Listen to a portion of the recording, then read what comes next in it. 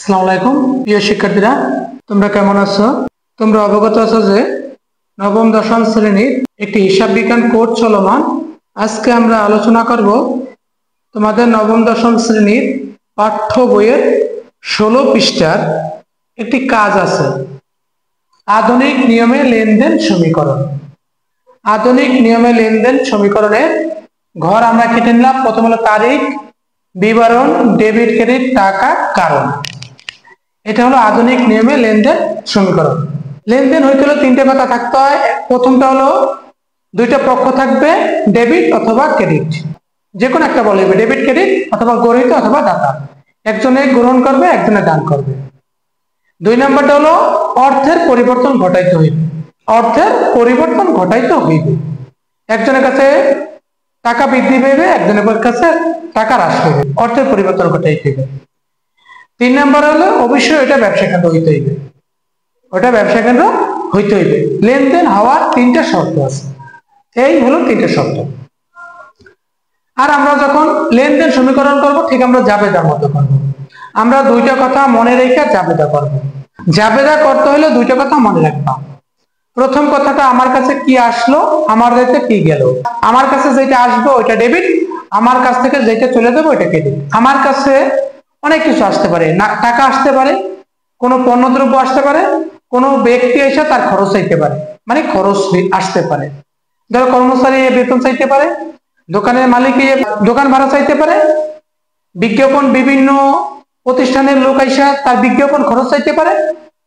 আবার আমার কাছে চলে যেতে পারে কোনো সেবা যাইতে পারে, কোনো টাকা যাইতে পারে, কোনো পণ্যদ্রব্য যাইতে পারে। আমার কাছে যদি টাকা আসে নগদান ডেবিট, আমার কাছ থেকে টাকা চলে গেলে নগদান ক্রেডিট। আমি যদি চেক পাই, চেকের সাথে সম্পর্ক ব্যাংকের, যদি আমি চেক পাই ব্যাংক হিসাব ডেবিট, আমার কাছ থেকে যদি কোনো সময় চেক যায় ব্যাংক হিসাব ক্রেডিট। আমরা যখন কোনো অঙ্ক করব, মনে রাখবা এই প্রতিষ্ঠানটা আমি পরিচালনা করি, কিন্তু মালিক আরেকজন ব্যক্তি আছে। তাহলে মালিক টাকা দিচ্ছে, আমি কি পাইছি? টাকা পাইছি। আমি যদি টাকা পাই নগদান হিসাব ডেবিট, আমার কাছে টাকা চলে গেলে নগদান ক্রেডিট। আর এই জায়গায় কিন্তু আমি টাকা পেয়েছি, কে দিচ্ছে? মালিক দিচ্ছে। মালিক যদি কোনো কিছু দেয় মূলধন হিসাবে গণ্য হয়। তাহলে আমরা এই জায়গায় লিখতে পারি, পয়লা মার্চ আছে, নগদ 20,000 টাকা মূলধন স্বরূপ আনা হলো। আমি কি পেয়েছি? নগদ টাকা পেয়েছি। তাহলে লিখতে পারি নগদান হিসাব ডেবিট, আর মালিক যেটা দেয় এটা মূলধন হিসাব ক্রেডিট। মার্চ 1 নগদান হিসাব ডেবিট, নগদান হিসাব ডেবিট, আর মূলধন হিসাব ক্রেডিট, মূলধন হিসাব ক্রেডিট। টাকা হলো আছে 20,000, 20,000 লেখো, ক্রেডিট সোজা লেখো 20,000। নগদ যদি ডেবিট হয় এ বৃদ্ধি পাবে, নগদ হলো সম্পদ, সম্পদ ডেবিট হলে এ বৃদ্ধি, আর সম্পদ ক্রেডিট হলে এ হ্রাস। নগদ ডেবিট আছে তার জন্য এ বৃদ্ধি, বৃদ্ধি। আর মূলধন সবসময় ওই বৃদ্ধি হয়, ও ই বৃদ্ধি, অনার্স ইকুইটি। পয়লা মার্চ হলো মূলধন 20,000 টাকা মূলধন স্বরূপ ব্যবসা বিনিয়োগ করলো। এই মূলধনটা দিচ্ছে মালিক, আমি টাকা পেয়েছি, আমি যেহেতু পেয়েছি নগদান হিসাব ডেবিট, আর মূলধন হিসাব এটা কে দিচ্ছে? মালিক দিচ্ছে, মূলধন হিসাব ক্রেডিট। মার্চ 3 মার্চ মাসের ভাড়া পরিশোধ করা হলো।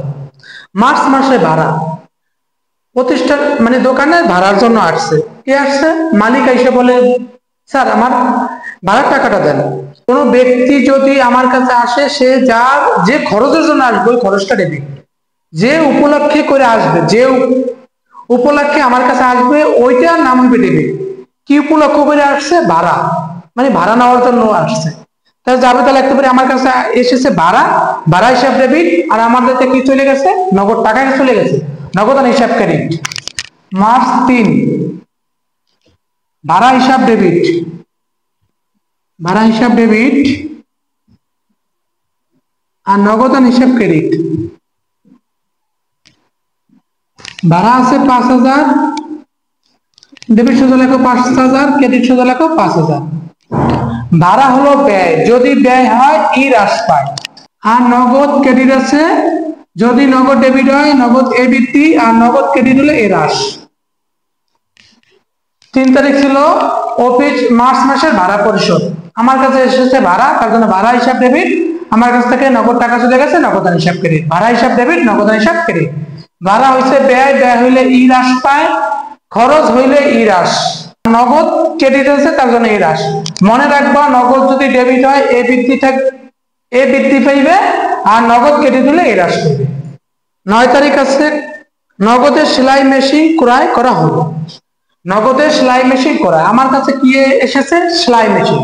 সম্পদ এসেছে, যদি কোনো সম্পদ আমি ক্রয় করি সম্পদের নাম হইবে ডেবিট।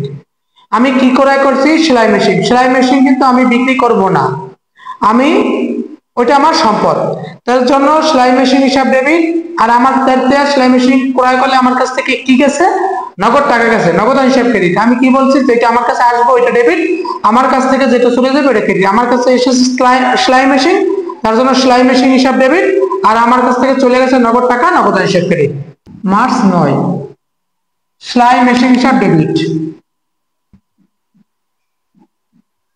সেলাই মেশিন হিসাব ডেবিট, নগদান হিসাব ক্রেডিট।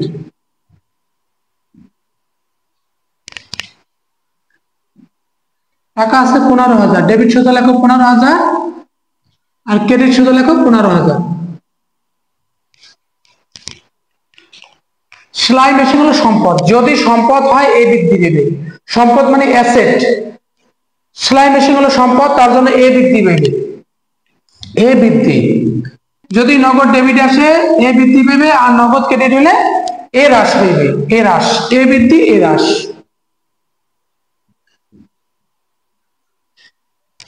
নগদের সেলাই মেশিন ক্রয়, সেলাই মেশিন হিসাব ডেবিট, নগদান হিসাব ক্রেডিট। সেলাই মেশিন হলো সম্পদ, তার জন্য এ বৃদ্ধি, নগদ ক্রেডিট হলে এ হ্রাস। 14 তারিখ আছে কাপড় সেলাই বাবদ মজুরি আদায়। কাপড় সেলাই বাবদ মজুরি আদায়, মজুরি আদায় করলে আমি কি পেয়েছি? টাকা পেয়েছি, নগদান হিসাব ডেবিট আর সেবায় ক্রেডিট। 14 তারিখ নগদান হিসাব ডেবিট, নগদান হিসাব ডেবিট আর সেবা আয় ক্রেডিট। টাকা আছে 2,000, ডেবিট শুধু লেখো 2,000 আর ক্রেডিট শুধু লেখো 2,000। নগদ, এবার নগদান আছে ডেবিটে, তার জন্য এ বৃদ্ধি পেবে, কারণ হইবে এ বৃদ্ধি, এ বৃদ্ধি। আর সেবা আয়, সেবা হলো আয়, যদি আয় হয় এ বৃদ্ধি পায়, যদি আয় হয় এ বৃদ্ধি পায়, আর ব্যয় হলে ই হ্রাস পায়। নগদ যদি ডেবিট হয় নগদ বৃদ্ধি পাবে, নগদ যদি ক্রেডিট হয় নগদ হ্রাস পাইবে, সব সময়ের জন্য। 17 তারিখ আছে দোকানের প্রচারণা বাবদ ব্যয়। প্রচারণা মানে বিজ্ঞাপন।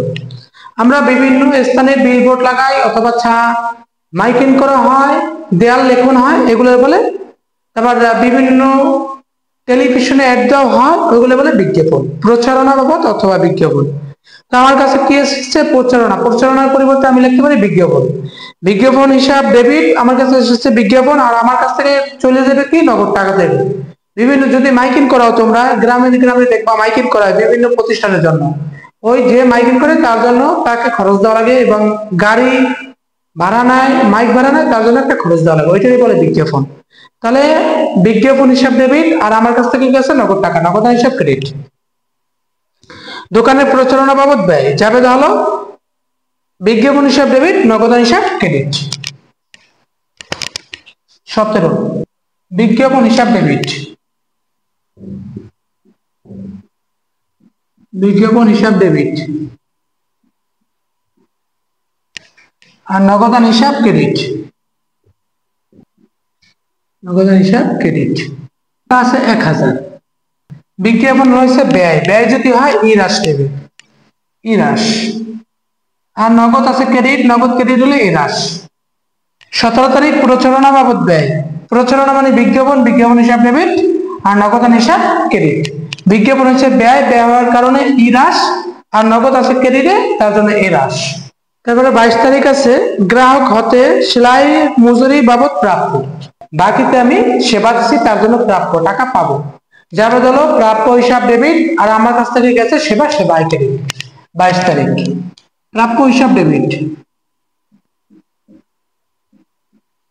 প্রাপ্য হিসাব ডেবিট আর সেবায় ক্রেডিট, সেবা হিসাব ক্রেডিট। টাকা আছে 1500, ডেবিট শুধু লেখো 1500, ক্রেডিট শুধু লেখো 1500।